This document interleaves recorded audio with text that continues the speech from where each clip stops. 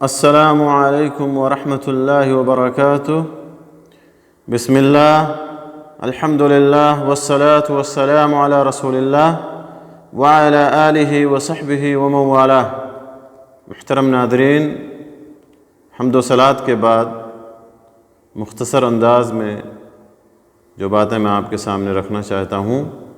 وہ ذکر الہی کے مفہوم اور اس کے اقسام اور درجات کے بارے میں۔ اس میں کوئی شک نہیں کہ ذکر الہی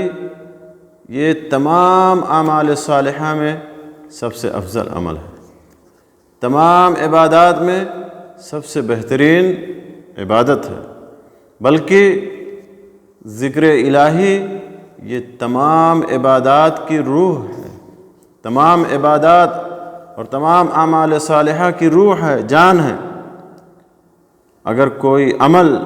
اگر کوئی عبادت ذکر الہی سے خالی ہو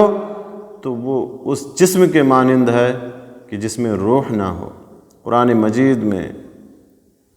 احادیث نبویہ میں ذکر کی بڑی اہمیت اور اس کی بڑی فضیلت بیان کی گئی ہے، اور اس کے فوائد اور ثمرات کو متعدد طریقوں سے واضح کیا گیا ہے۔ اللہ تبارک و تعالیٰ نے اپنے ذکر کو سب سے بڑی نیکی قرار دیا ہے، جیسا کہ فرمایا وَلَذِكْرُ اللَّهِ أَكْبَرُ، یعنی اللہ کا ذکر سب سے بڑا ہے۔ اس سے ثابت ہوا کہ عبادات میں سب سے افضل عبادت ذکر الہی ہے، کیونکہ تمام عبادات کا مقصد ہی ذکر الہی ہے، تمام عبادات کا مقصد ہی اللہ کا ذکر ہے۔ لہذا ذکر الہی، اللہ کا ذکر، یہ تمام عبادات کی روح اور تمام اعمال صالحہ کی جان ہے۔ اور حضرت ابو الدرداء رضی اللہ تعالیٰ عنہ کی مشہور اور معروف حدیث، جس میں نبی صلی اللہ علیہ وسلم نے فرمایا، کیا میں تمہیں اس عمل کے بارے میں خبر نہ دے دوں جو اعمال میں سب سے افضل ہے اور تمہارے بادشاہ یعنی اللہ تبارک و تعالیٰ کے یہاں سب سے پاکیزہ ہے، اور جو تمہارے درجات کو سب سے زیادہ بلند کرنے والا ہے، اور جو تمہارے لیے سونا اور چاندی خرچ کرنے سے بھی بہتر ہے، اور جو اس سے بھی افضل ہے کہ تمہاری دشمن سے مٹبھیر ہو، ملاقات ہو، پھر تم ان کی گردنیں مارو اور تمہاری گردنیں مارے۔ صحابہ کرام رضی اللہ عنہم اجمعین نے کہا، کیوں نہیں اللہ کے رسول؟ تو آپ نے فرمایا، ذکر اللہ، وہ عمل اللہ کا ذکر ہے، وہ عمل اللہ کا ذکر ہے جو تمام اعمال میں سب سے افضل ہے، جو اللہ تعالیٰ کے یہاں سب سے زیادہ پاکیزہ ہے، جو سونا اور چاندی خرچ کرنے سے بھی زیادہ افضل اور بہتر ہے، اللہ کی راہ میں قتال اور جہاد سے بھی بہتر ہے۔ اہل علم نے لکھا ہے کہ ذکر کی دو قسمیں ہیں، ذکر کی دو قسمیں ہیں، ایک عام ذکر ہے اور دوسرا خاص ذکر ہے۔ عام ذکر سے مراد کیا ہے کہ جس میں ساری عبادات اور ساری نیکیاں شامل ہیں، جیسے کہ نماز، روزہ، حج، زکوٰۃ، تلاوت قرآن پاک، دعا اور تسبیحات وغیرہ۔ شیخ الاسلام ابن تیمیہ رحمہ اللہ فرماتے ہیں کہ اللہ تعالیٰ کو راضی کرنے والا، اللہ کو راضی کرنے والا اور اس کے قریب کرنے والا ہر لفظ اللہ کا ذکر ہے، چاہے وہ علم کا حصول ہو، تعلیم ہو، امر بالمعروف ہو، نہی عن المنکر ہو، بھلائی کا حکم دینا ہو، برائی سے روکنا ہو، یہ سب ذکر میں ہے، عام ذکر کے ضمن میں ہے۔ اسی طرح سے شیخ عبد الرحمن السعدی رحمہ اللہ فرماتے ہیں کہ جب ذکر اللہ کہا جائے، اللہ کا ذکر کہا جائے، تو اس سے مراد ہر وہ چیز ہے جو اللہ کے قریب کر دے۔ ذکر اللہ سے مراد ہر وہ چیز ہے جو اللہ کے قریب کر دے، چاہے اس کا تعلق عقیدے سے ہو، یا منہج سے ہو، یا سوچ و فکر سے ہو، چاہے وہ دل کا عمل ہو، چاہے وہ بدن کا عمل ہو، خواہ وہ اللہ کی تعریف کے لیے ہو یا حصول علم نافع ہو، اور اس جیسی باقی ساری عبادات یہ اللہ کا ذکر ہے۔ تو ذکر کی دو قسمیں ہیں، پہلی قسم ہے ذکر عام، عام ذکر، اس میں ساری عبادتیں اور ساری نیکیاں شامل ہیں۔ لہذا یہ تصور کرنا اور یہ کہنا کہ ذکر صرف تسبیحات کا نام ہے، یہ کہنا سراسر غلط ہے۔ یہ تصور کرنا اور یہ عقیدہ رکھنا کہ ذکر صرف تسبیحات کا نام ہے، یہ سراسر غلط ہے،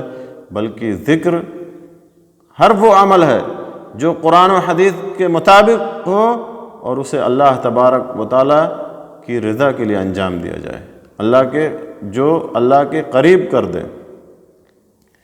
اور دوسرا ذکر ہے خاص ذکر،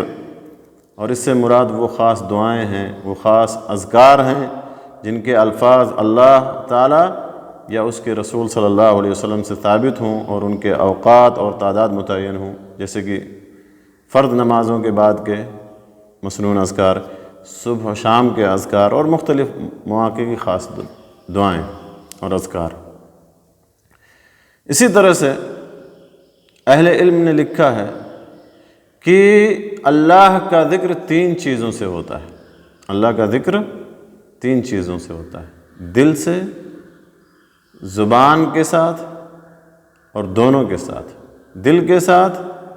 زبان کے ساتھ اور دونوں کے ساتھ۔ ان میں سب سے افضل اور سب سے زیادہ نفع بخش ہے کہ جو دونوں کے ساتھ ہو، یعنی زبان اور دل دونوں کے ساتھ ہو۔ جیسے زبان کو حرکت دینا، زبان سے ادا کرنا اس کلمے کو، اس ذکر کو، اور دل میں اس کے معنی اور مفہوم کو سوچنا، اس کے بارے میں غور و فکر کرنا۔ جیسے مثال کے طور پر تسبیحات میں سے ہے سبحان اللہ۔ اگر کوئی آدمی اللہ کا ذکر کرتے ہوئے سبحان اللہ کہتا ہے تو زبان کو حرکت دینا، زبان سے اس کلمے کو، اس تسبیح کو ادا کرنا، اور دل کے اندر اس کے معنی اور مفہوم کے بارے میں سوچنا کہ اللہ تبارک و تعالیٰ کی ذات ہر عیب سے پاک ہے، اللہ تبارک و تعالیٰ کی ذات تمام قسم کی نقائص سے مبرہ ہے۔ تو سبحان اللہ زبان سے کہنا اور دل میں اس کے معنی اور مفہوم کے بارے میں غور و فکر کرنا۔ اسی طرح سے الحمدللہ ہے، اسی طرح سے اللہ اکبر ہے، اسی طرح سے لا الہ الا اللہ ہے۔ زبان سے کہنا، زبان کو حرکت دینا، زبان سے اس کلمے کو ادا کرنا، اور دل کے اندر اس کے معنی اور مفہوم کو بٹھانا اور سوچ اس کے بارے میں غور و فکر کرنا۔ اس کے بعد سب سے افضل اور نفع بخش وہ ہے جو زبان اور دل دونوں کے ساتھ ہو۔ اس کے بعد کون سا درجہ، جیسا کہ ابن قیم رحمہ اللہ نے بیان کیا ہے کہ اس کے بعد دوسرا درجہ اس ذکر کا ہے جو صرف دل کے ساتھ ہو یا دل کے اندر ہو،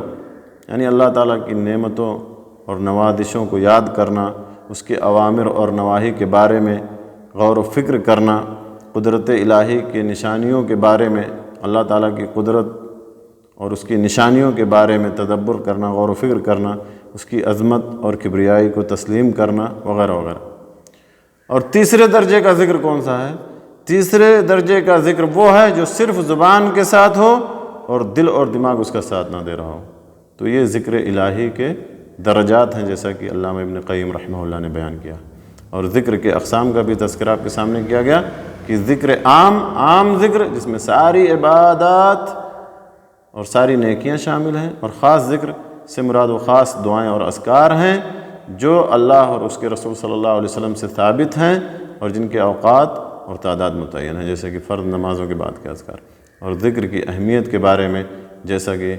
آپ لوگوں کو بتایا گیا کہ وَلَذِكْرُ اللَّهِ اکبر، کہ اللہ کا ذکر سب سے بڑا ہے، بلکہ تمام عبادات کا مقصد ہی ذکر ہے، اور کوئی عبادت اگر ذکر الہی سے خالی ہو تو وہ اس جسم کے مانند ہے جس میں جسم تو ہے لیکن جس میں روح اور جان نہیں۔ اللہ تعالیٰ سے دعا ہے کہ اللہ تعالیٰ ہمیں ہر وقت اللہ تعالیٰ